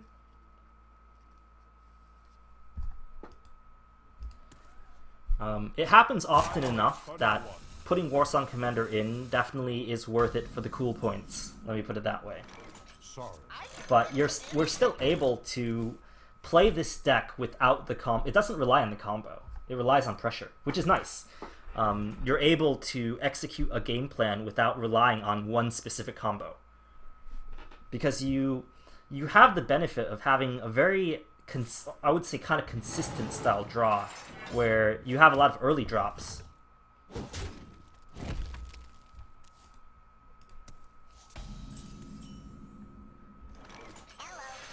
And decks with a lot of early drops allow for more consistent draws because you have more ways of getting a good opening hand. If you take Ramp Druid, for example, almost the only thing that they ever want in their opening hand is Wild Growth and Enervate. I could play Hobgoblin this turn, and it would make him like probably freak out and be like, I gotta kill the Hobgoblin now. Or I could coin out the Piloted Shredder for better tempo, because this Hobgoblin doesn't have any way of getting great value. And if I play the Hobgoblin, it lets me save the coin to get Dr. Boom out earlier. And on the off chance he doesn't kill my Hobgoblin, maybe I draw into something, and then he's in trouble. Midgard says, sup Razor, sup Midgards. Okay, so he's getting to work on the Neutron, which means I could drop Axe or I could trade here. Unfortunately, nothing to buff with the Hobgoblin makes me sad.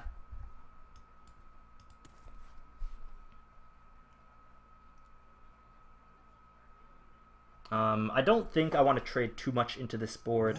I could even coin into Warsong Commander. But again, I'm not going to get any value out of Warsong Commander either. I mean, I'm thinking about just trading the Cogmaster, but I do have a lot of tempo here. I could just outrace him. I guess I could always draw into good stuff.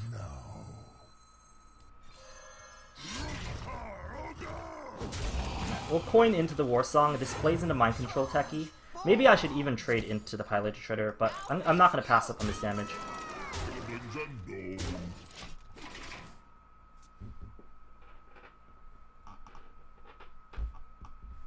So people are talking about Warbot, and you guys are saying you probably only want to run one Warbot. That is an interesting thing to consider, and you guys might be right about that.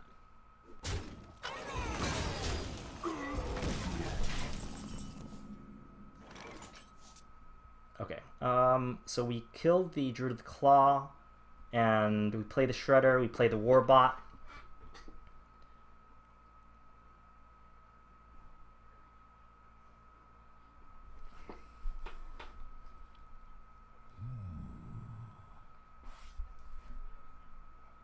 I might need to trade against his Shredder. But I do have an execute to continue the damage. So I play Warbot. This is 3, that's 5. 5 plus 1, 6, puts him at 12. He still needs to deal with the Shredder. Yeah, I'm just gonna commit to all damage here. Battle commencing. Yeah, Hobgoblin got 0 value, sadly. But I'm playing the tempo game here, so instead of the value game.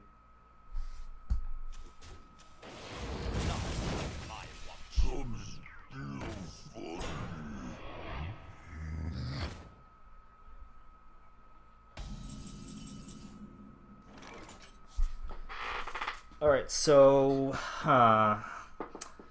we play the Frothing Berserker here, and I think we actually execute. It's a bit of a risk.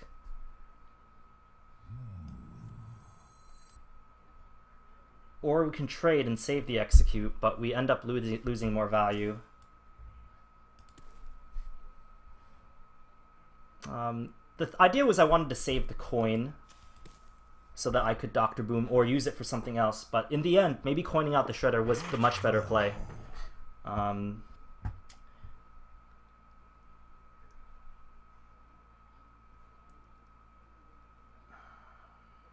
So attack, execute. Unfortunately, I lose the mech so that the Cogmaster can't even get in. So it might make more sense to attack with the Cogmaster. Execute.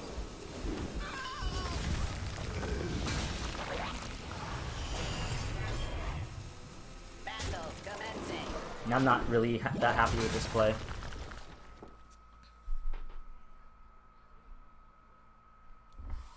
Like, I think I'm relying too much on Dr. Boom to finish off this game for me. And I'm also relying on him not having things like Ancient of War, because that would pretty much stop me cold in my tracks.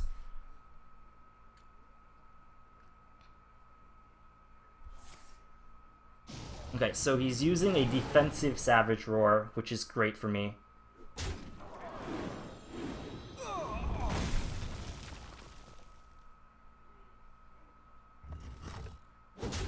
And he takes 4 damage. I agree, Ninja Sniper. In retrospect, I probably should have been more patient with the Hobgoblin.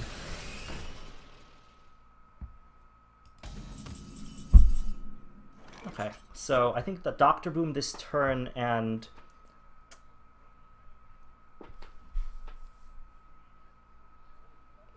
trade or face. Trade or face. Puts him at 5. Gives him a better way to deal with, like, let's say he has swipe, right? He'll swipe the Dr. Boom, run the Zombie Chow in, and I guess he'd have to Wrath.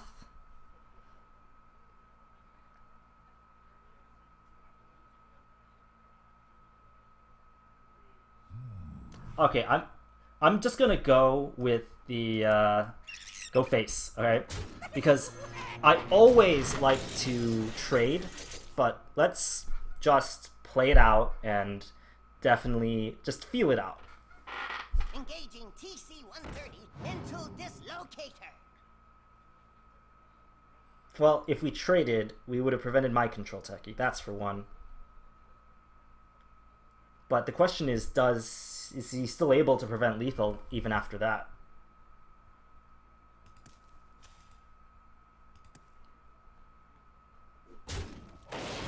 That might just be a desperation trade, just to see if he could get something that would help him.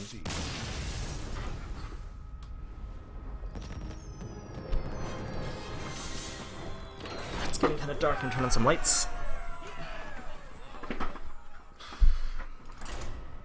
Hey, we're rank 8. What did we start? Rank 10 today?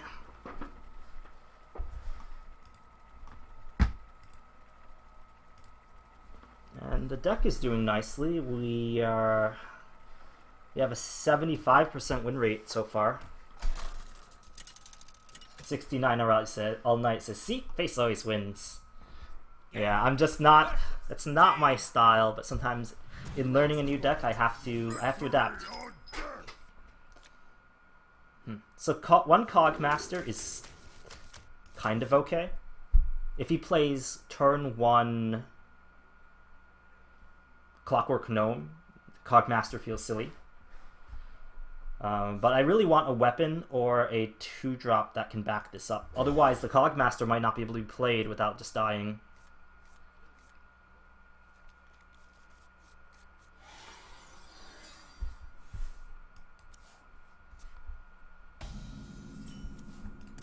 Okay, he passed turn 1, so maybe he's Freeze Mage. If he's Freeze Mage, I should be very aggressive, so... And if he's not Freeze Mage, I also should be very aggressive.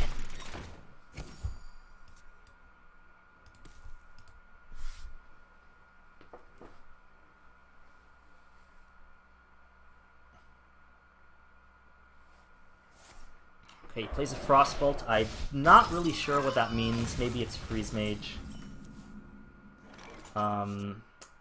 But I'm just gonna dump my hand because I have Jeeves, instead of like trying to play for Acolyte value with the Cruel Task.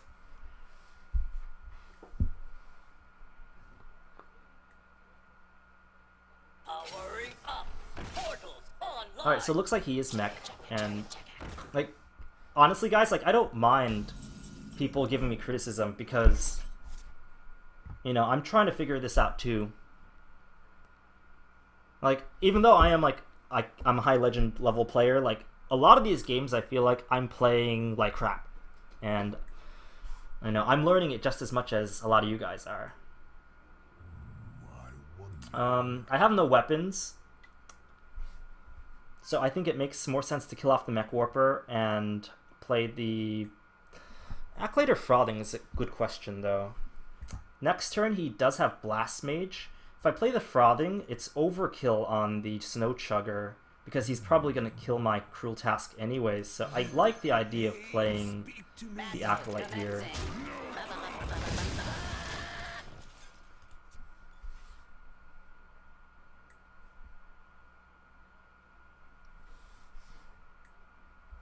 And this also makes it so that Blast Mage becomes really awkward, because he could end up giving me a lot of draws with Acolyte of Pain. Now the Snow Chugger like doesn't know what to do because he can kill the Cruel Task, but then I get an extra draw off of the Acolyte of Pain, and it looks like he wants to spend a Frostbolt on it, which is fine by me.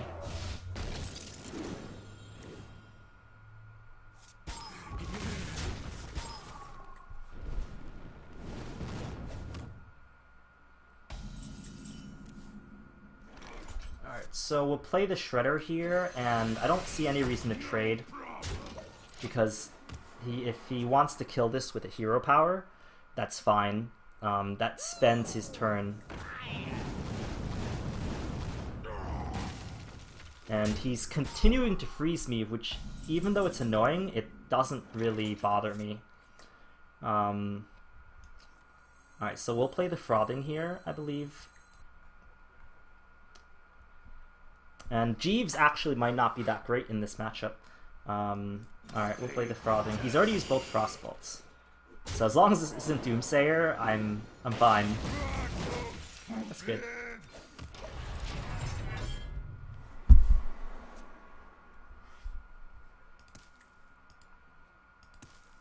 Yeah, guys, just relax, you know? It's